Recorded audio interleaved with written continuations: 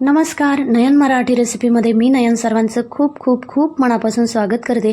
उन्हाळा सुरू आहे. उन्हाची तीव्रता खूप जास्त वाढली आहे.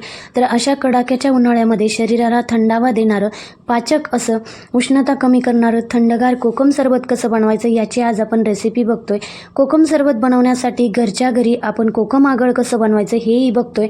हे कोकम आगळ एकदा बनवून ठेवलं की 1 ते 2 महिने फ्रीजमध्ये सहज टिकतं. त्यामुळं अचानक जरी पाहुणे आले किंवा आपल्याला प्यायची इच्छा झाली तर आपण इन्स्टंट असं कोकम सरबत बनवू शकतो.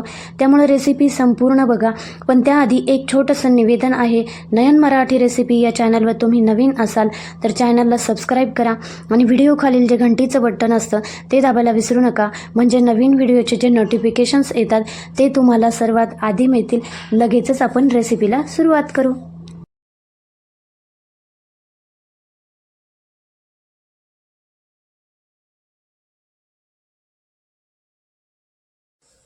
आज आपण उन्हाळा स्पेशल कोकम सरबतची रेसिपी बनवतोय. तर त्या कोकम सरबत बनवण्याच्या आधी कोकम आगळ कसं तयार करायचं याची रेसिपी बघतोय. आणि कोकम आगळपासून आपण कोकम सरबत बनवतोय. पण आधी आपण कोकम आगळ बनवतोय. तर त्यासाठी मी इथं 100 ग्रॅम कोकम घेतले. याला कोणी कोकम म्हणतात, बरेच जण याला आमसूल देखील म्हणतात. तर हे तुम्हाला कुठल्याही किराणा दुकानात सहज मिळू शकतील. तर इथं मी 100 ग्रॅम कोकम घेतले आणि 100 ग्रॅम कोकमसाठी इथं 200 ग्रॅम साखर घेतली. आता घरातली तुम्ही कुठलीही वाटी घ्या, त्या वाटीने आपण घेणार आहोत. तर वाटी कशासाठी सिलेक्ट करायची, ज्या वाटीने आपण कोकम मोजून घेतले त्याच वाटीने आपण पाणी आणि साखरेचं प्रमाण घेणार आहे. त्यामुळे घरातली तुम्ही कुठली एखादी वाटी सिलेक्ट करा आणि त्या वाटीने कोकम मोजून घ्या. तर मी इथं अर्धी वाटी कोकम घेतलेत, म्हणजेच आमसूल घेतले. त्यासाठी इथं 1 वाटी साखर घेतली. तर तुम्ही थोडीशी साखर वाढवली तरी चालेल.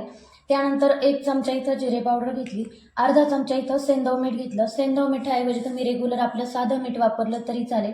आणि जिरे पावडर ऑप्शनल आहे, तुम्हाला आवडत असेल तर घाला, नाही घातली तरी चालेल. पण टेस्ट छान येते म्हणून मी इथं 1 चमचाभर जिरे पावडर घेतली.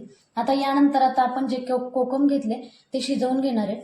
आता त्यानंतर मी इथं एक पॅन घेतला आणि आपण घेतलेले कोकम यात टाकून घेऊ. आता अर्ध्या वाटी कोकमसाठी आपण इथं 1 वाटी पाणी घेतोय. आता यानंतर आपण गॅस चालू करतोय. तर अर्धी वाटी कोकमसाठी मी इथं जवळजवळ 1 वाटी पाणी घेतलंय आणि ह्या पॅनमध्ये आपण हे शिजवून घेणार आहे. तर आता यानंतर आपण ह्या पॅनला झाकण लावून 1 ते 2 शिट्ट्या काढून घेणार आहे.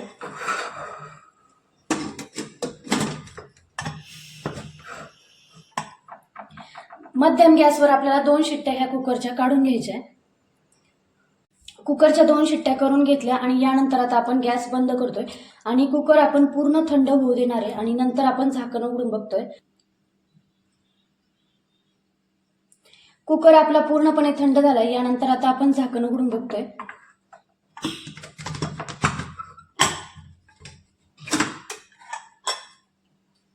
तुम्ही बघू शकता कोकम आपले छान शिजलेत. आपल्या कोकमला कलरही छान आलाय. अगदी मऊसूद असे आपले कोकम शिजलेत. आता यानंतर हे आपण मिक्सरच्या भांड्यात बारीक करून घेणार आहे. आता कोकम पूर्णपणे थंड झाले. आता आपण हे ह्या पाण्यासह मिक्सरच्या भांड्यात बारीक करून घेणार आहे. तर त्यासाठी मी इथं मिक्सरचं एक भांडं घेतलंय आणि आता हे कोकम आपण सगळे यात टाकून घेतोय.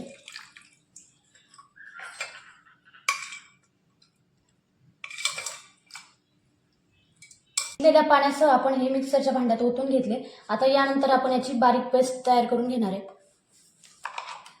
तुम्ही बघू शकता अगदी बारीक अशी पेस्ट आपण ह्या कोकमची तयार करून घेतली.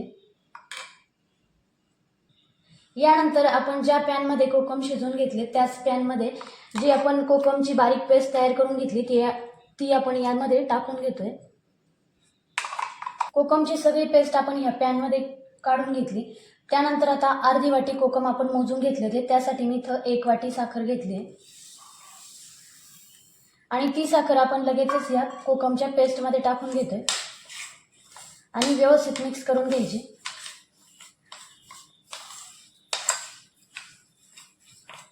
आता यानंतर आपल्याला हे मिश्रण शिजवून घ्यायचंय. कोकमच्या पेस्टमध्ये आपण साखर घालून हे मिश्रण व्यवस्थित मिक्स करून घेतलंय. आता यानंतर आपण अर्धी वाटी कोकम घेतली होती, त्यासाठी मी परत एकदा इथं अर्धी वाटी पाणी घालते आणि हे मिक्स करून घ्यायचं. आता हे मिश्रण आपण व्यवस्थित मिक्स करून घेतलंय आणि ह्या मिश्रणाला आपण एक उकळी काढून घेतोय। 3 ते 4 मिनिटांनंतर आपल्या मिश्रणाला छान उकळी आली। गॅस आपण मोठाच ठेवला होता। यानंतर आता आपण गॅस मध्यम करतोय आणि 10 मिनिटांसाठी आपण हे मिश्रण शिजवून घेणार आहे। पण मिश्रण शिजवत असताना आपल्याला अधूनमधून हलवून घ्यायचंय, कारण आपण यात साखर घातली। मिश्रण हलवलं म्हणजे एकसारखं तयार होतं। तुम्ही बघू शकता आपल्या कोकम आगळला कलरही अगदी छान आलाय। आता आपण हे 10 मिनिटांसाठी शिजवून घेतोय।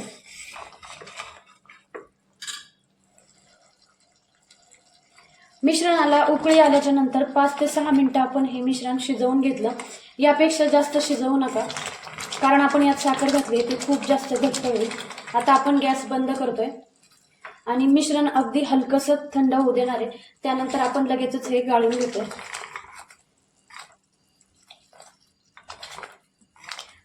तुम्ही मिश्रणाची कन्सिस्टन्सी बघू शकता। ह्या पद्धतीचं मिश्रण आपलं तयार झालंय आणि ह्या स्टेजला आपण आता गॅस बंद केलाय। हे मिश्रण आपण अगदी थोड्या वेळासाठी हे थंड होऊ देणार आहे आणि त्यानंतर आपण लगेचच हे गाळून घेऊ। यानंतर आपण जे कोकम शिजवून घेतलंय, जे मिश्रण शिजवून घेतलं ते आपण गाळून घेणार आहे। तर मिश्रण गरम आहे तेच आपण लगेच गाळून घेतोय। तर त्यासाठी मी इथं पुरणाची चाळणी घेतली आणि खाली एक भांडं घेतलंय। आता बरोबर आपण सेंटरला धरून हे गाळून घेतोय।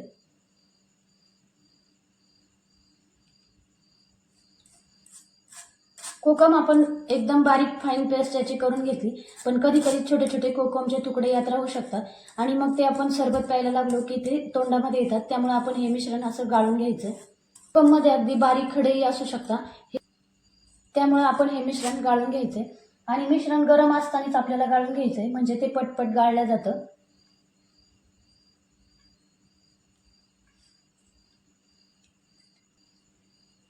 या पद्धतीने आपण सगळं मिश्रण गाळून घेतोय। मिश्रण आपण गाळून घेतले। तुम्ही बघू शकता अगदी थोडंसं मिश्रणामध्ये कचरा आणि थोडेसे कोकमचे तुकडे यावर शिल्लक राहिले। गाळून घेतल्यामुळे आपली फाईन असं कोकम इथं तयार होतं। आता तुम्ही बघू शकता आपलं कोकम आगळ तयार झालंय।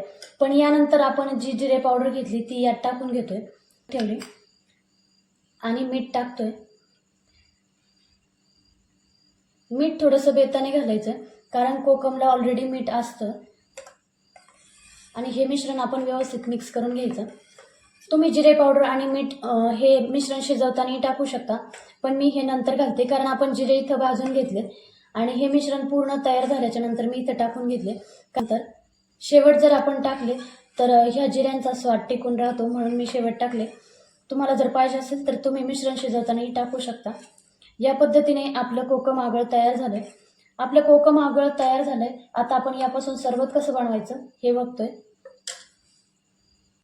आता कोकम आगळपासून आपण सरबत बनवतोय, तर त्यासाठी मी इथं 2 काचेचे ग्लास घेतले।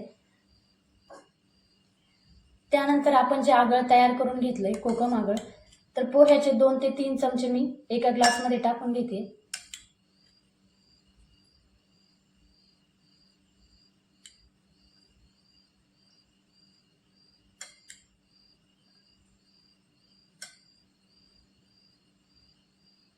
तुम्हाला तुमच्या आवडीनुसार थोडंफार कोकम आगळ कमी जास्त करू शकता।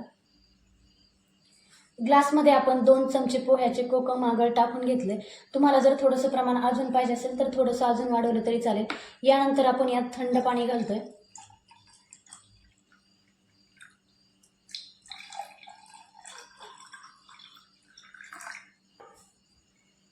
आता आपल्या ग्लासमध्ये आपण कोकम आगळ टाकून घेतलं, त्यानंतर आपण यात पाणी घातलंय आणि हे व्यवस्थित आपल्याला मिक्स करून घ्यायचंय। आता मिश्रण अजून थोडंसं थंड होण्यासाठी आपण यात आईस क्यूब घालतोय आणि असं आपलं तयार झालंय कोकम सरबत। तुम्ही कधीही जेव्हा वाटेल तेव्हा पिऊ शकता।